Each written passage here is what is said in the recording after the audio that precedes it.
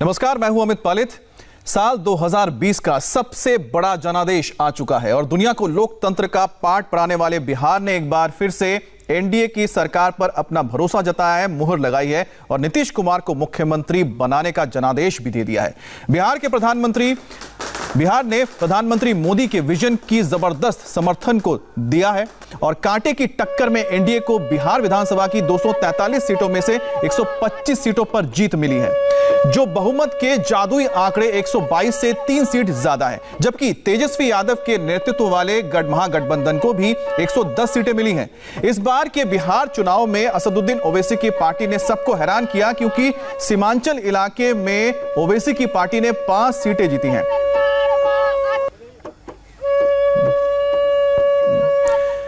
अब आपको special graphics के जरिए समझाते हैं कि आखिरकार किस तरह से पूरा बिहार का चुनाव हुआ और इसमें किस पार्टी को कितनी सीटें मिली है। आप देख रहे हैं ड्रोन के जरिए हम दिखा रहे हैं कि अन्य के खाते में 7 सीटें गई हैं, लेकिन एनडीए 125 सीट के साथ बहुमत के आंकड़े को छू चुका है और महागठबंधन को 110 सीटें मिली हैं। वहीं अगर आप देखते हैं कि एलजेपी, जिसने बड़ी कोशिश की थी कि वो जेडीयू को नुकसान तो पहुंचा, लेकिन अपने खाते में सिर्फ एक ही सीट लेकर आई है एलजेपी। अब देखिए 243 जो पूरे सीटें हैं उसमें से 125 गई हैं एनडीए के खाते में, जिसमें बीजेपी है, जेडीयू है, इसके अलावा वीआईपी और हम हैं। 110 मिले हैं महागठबंधन को, जिसमें आरजेडी, कांग्रेस और सीपीआई-एमएल, जिसने बड़ा अच्छा स्ट्राइक मारा है। एलजेपी के खाते में 1 है और 7 अन्य को गई है, लेकिन 7 जो अन्य गई है इसमें 2 अलग पार्टी है, लेकिन जो 5 सीटें हैं ये असदुद्दीन ओवैसी की पार्टी को गई हैं, जो कि एक बहुत बड़ा सफलता माना जा सकता है असदुद्दीन ओवैसी के लिए, खासतौर पे सीमांचल। अब आपको एक ग्राफिक्स के जरिए हम दिखा रहे हैं, पाई चार्ट आप देख रहे हैं, इसमें समझिए कि किस तरह से विधानसभा के अंदर रंग आपको नजर आएगा। एनडीए का रंग आप देख रहे हैं, ये जितना दिख रहा है यानी कि आधे से ज्यादा है। 243 में से 122 से ज्यादा अगर आता है तो आपका जादुई आंकड़ा 125 एनडीए के खाते में है। इसके बाद जो हरा रंग आप देख रहे हैं ये है महागठबंधन यानी आरजेडी, जिसमें आरजेडी सबसे बड़ी पार्टी बनकर निकली है, 75 सीटें मिली है। दूसरे नंबर पर बीजेपी 1 सीट कम, 74 सीटें मिली है। वहीं जेडीयू के खाते में 43 सीटें गई हैं और कांग्रेस को 19 सीटें में, लेकिन 70 सीटों पर चुनाव लड़ा था, लेकिन 19 उनके खाते में। एलजेपी के खाते में एक ही है, चिराग पासवान। आज 11 बजे के बाद कभी भी प्रेस कॉन्फ्रेंस करेंगे तब आपको बताएंगे कि वो क्या कहते हैं इस बारे में। अब 500 से कम सीटें कहां पर गई। हिलसा जेडीयू के कृष्ण मुरारी 12 वोट से जीते हैं, सिर्फ 12 वोट, और बरबीघा में जेडीयू के सुदर्शन 113 वोट से जीते हैं। तो मार्जिन देखिए कितना कम है। और एलजेपी के राजकुमार 333, यहां पर बोगो सिंह को हरा दिया, जो 3-4 बार से वहां के एमएलए रहे हैं। भोरे में भी यही हाल है और 500 वोट से भी कम मार्जिन से 6 सीटों का फैसला हुआ है, जिसमें सबसे चौंकाने वाला था बोगो सिंह का। और जीत के बाद जो नेता है यानी खासतौर पर बीजेपी के नेता किस तरह से अपनी इस जीत को वो आकलन कर रहे हैं, क्या समीक्षा कर रहे हैं और क्या कह रहे हैं, देखिए। ये उन सबों की जीत है जो बिहार के विकास में विश्वास करते हैं। बिहार की जनता का अभिनंदन और कृतज्ञता। प्रधानमंत्री के नेतृत्व में बिहार की जनता ने पूरा भरोसा जताया है और जिस तरह से उनकी अगुवाई में बिहार में विकास के कामों को किया गया, विशेष रूप से कोरोना में लोगों को खाना खिलाया गया, महिलाओं के अकाउंट में पैसे भेजे गए, बिहार सरकार ने भी काम किया। तो जनता ने भरोसा दिलाया कि नरेंद्र मोदी के नेतृत्व में केंद्र सरकार और नीतीश जी की अगुवाई में एनडीए सरकार बिहार की, इसी से आगे विकास संभव है। हम अपना संकल्प दोहराते हैं कि बिहार के विकास के लिए हम ईमानदारी और प्रामाणिकता से काम करेंगे। एनडीए को एक बार फिर पूर्ण बहुमत प्राप्त हुआ है। भारतीय जनता पार्टी की ओर से बिहार की समस्त जनता का हम हृदय से आभार व्यक्त करते हैं और यह जीत माननीय प्रधानमंत्री नरेंद्र मोदी जी के आत्मनिर्भर भारत और आत्मनिर्भर बिहार का जो संकल्प है उसको पूरा करने के लिए जनता ने आशीर्वाद के रूप में सेवा करने का एक अवसर हमको दिया है। तो श्रेय जो जा रहा है वो जा रहा है प्रधानमंत्री मोदी को, और उसकी वजह क्या है? उसकी वजह यह है कि जब हम बिहार में रहे तो हमने सिर्फ एक पोस्टर देखा है एनडीए की तरफ से, वो है प्रधानमंत्री मोदी का, जो पूरे बिहार में हमें नजर आया है। मेरे सहयोगी नीतीश कुमार हमारे साथ जुड़ रहे हैं, बीजेपी ऑफिस पर मौजूद है।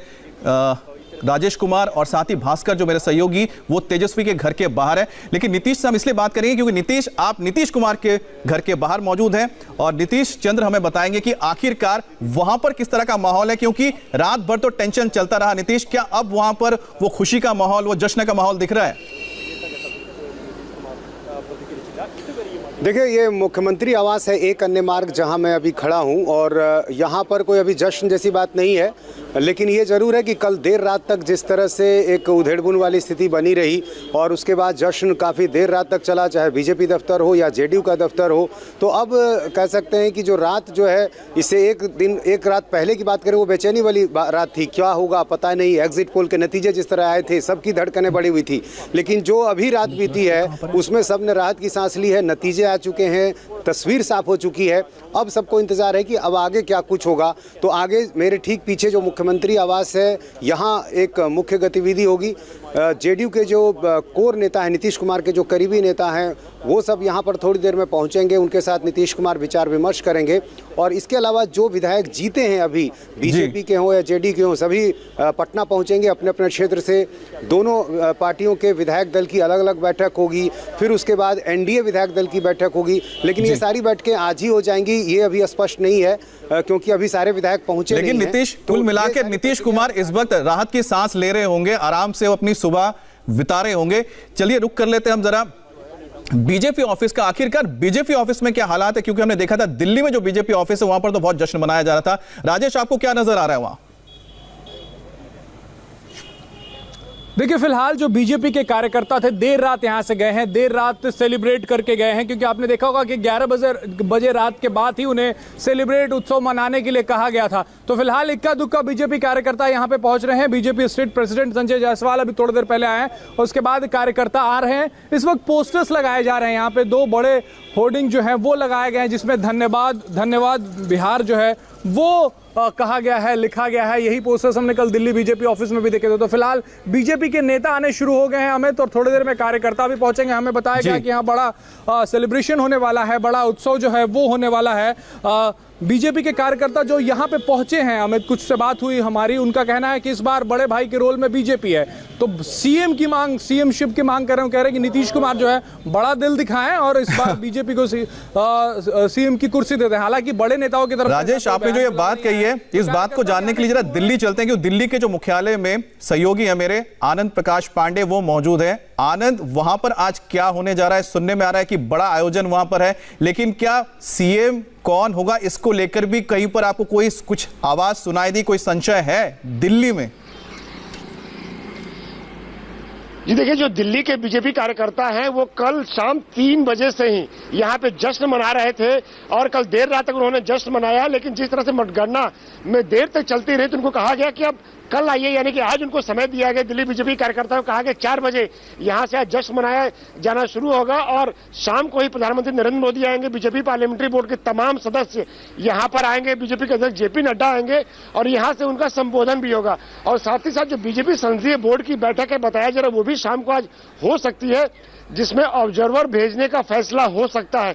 लेकिन जहां तक सीएम की बात है, जब उस बात पे अमित शाह कह चुके हैं, जेपी नड्डा कह चुके हैं, तो बीजेपी के जो सूत्र है उनका ये कहना है कि सीएम के नाम पे कोई गुंजाइश नहीं है, सीएम नीतीश कुमार ही बनेंगे।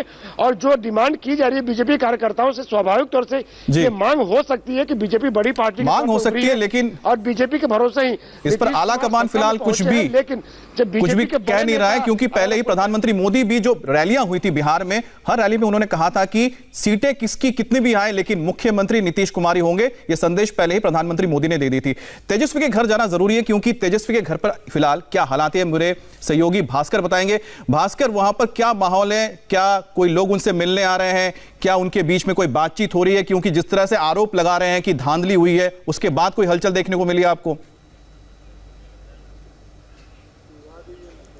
अमित, आज तेजस्वी के घर पे कोई मूवमेंट नहीं है, सब शांति है और शायद जो चुनाव परिणाम आया है उसके बाद का निराशा कह सकते हैं। कल शाम या देर रात तक जिस तरह से आरोप लगाए जा रहे थे, चुनाव आयोग की शिकायत की गई नीतीश कुमार, बीजेपी, तमाम अधिकारियों पे इस तरह के आरोप लगाए गए कि मैनेज किया गया, कम मार्जिन की जितनी भी सीटें थी उसको मैनेज किया जा रहा है, विनिंग सर्टिफिकेट नहीं दिया जा रहा है और बाद में उनको हारा हुआ घोषित कर दिया जा रहा है। तो ये तमाम चीज़ें या एक लाइन जो तय की गई थी उस पर आधिकारिक तौर पर तेजस्वी यादव ने अभी कुछ नहीं बोला। सबको इंतजार है कि वो बाहर आएंगे और मीडिया से बात करेंगे, लेकिन उसकी भी अभी जानकारी नहीं मिलेगी कब तक वो बात करेंगे। कुछ कार्यकर्ता जरूर यहाँ पे पहुंचे हैं, लेकिन कल देर रात तक जो कार्यकर्ता थे उनमें ये उम्मीद थी कि शायद कुछ बदलाव हो सकता है। काउंटिंग बहुत देर तक चली है, 4 बजे के बाद चुनाव आयोग के द्वारा फाइनल घोषणा की गई थी। तब तक उम्मीद थी, लेकिन अब जो है वो निराशा में बदल चुका है। कार्यकर्ताओं की कोई भीड़ नहीं है यहाँ पे उत्साह नहीं है।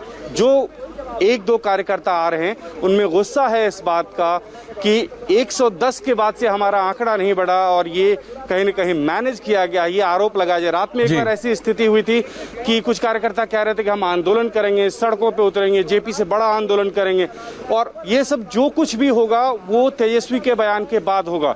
हालांकि भास्कर आप जो बता रहे हैं जेडीयू साफ कह चुकी है कि आखिरकार आरजेडी के अंदर खाने में क्या चल रहा है, इसको लेकर हम बात करेंगे, क्योंकि गड़बड़ी नहीं हुई है। नीतीश चंद्र बिहार में लगातार जो इलेक्शन है उनको उन्होंने बहुत करीब से देखा है, चाहे वो आरजेडी के खेमे में क्या चल रहा था, बीजेपी के खेमे में क्या चल रहा था, जेडीयू के खेमे में क्या चल रहा था। इसको लेकर हम नीतीश से भी बात करेंगे और जो मेरे दूसरे सहयोगी हैं उनसे भी बात करेंगे, क्योंकि इन्होंने हर रीजन पे जाके बिहार के चुनाव को कवर किया है। फिलहाल रुकेंगे एक ब्रेक के लिए, ब्रेक के बाद इसी बड़ी खबर पर लौट रहे हैं, बने रहिए हमारे साथ।